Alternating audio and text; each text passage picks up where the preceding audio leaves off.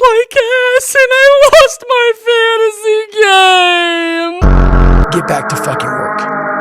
It's time to get back to work. So here are my top 24 running back rankings for week 3. 24 is James Conner. He's barely averaging 3 yards per carry, but he continues to get in the end zone, so you got to keep starting him. 23 is Kenneth Walker. This backfield's going to continue to be back and forth, but it's a great matchup against the Saints, so you got to play him. 22 is Chuba Hubbard. I hate watching the Panthers play, but he's almost a lock for 16 points a week. 21 is J.K. Dobbins. Being the RB1 for the Broncos is a great job, and trust me, J.K. Dobbins is still the RB1. 20 is Ashton Genty. He's averaging 2.7 yards per carry, and if he continues to do that, he's going to be exactly where Amari Hampton is, not on this list. 19 is Kyron Williams. I hate the matchup against the Eagles, and if he doesn't get in the end zone, it's probably going to be a bad day. 18 is Travis Etienne. I think this is going to be the first week where him and Bashal Tutin split this backfield 50-50, so I think you might want to sell high. 17 is Jaylen Warren. He's going to get 10 plus carries and be involved in the receiving game, and I love the matchup against the Patriots. 16 is DeAndre Swift. The only reason I have him this high is because the Cowboys defense did not play good last week. 15 is Alvin Kamara. I love the matchup against the Seahawks. He has a safe floor and a 20-point ceiling. 14 is Breece Hall. I love the matchup against the Buccaneers, who just gave up 14 points to Nick Chubb, and Justin Fields might not play. 13 is Josh Jacobs. I'm very scared of this matchup against the Browns, who just shut down Derrick Henry. 12 is Javonte Williams. He's currently the steal of fantasy football, and I think he's in for another big game against the Bears. 11 is Chase Brown. This game is basically going to determine his season. We need to see how he performs with no Joe Burrow. 10 is Bucky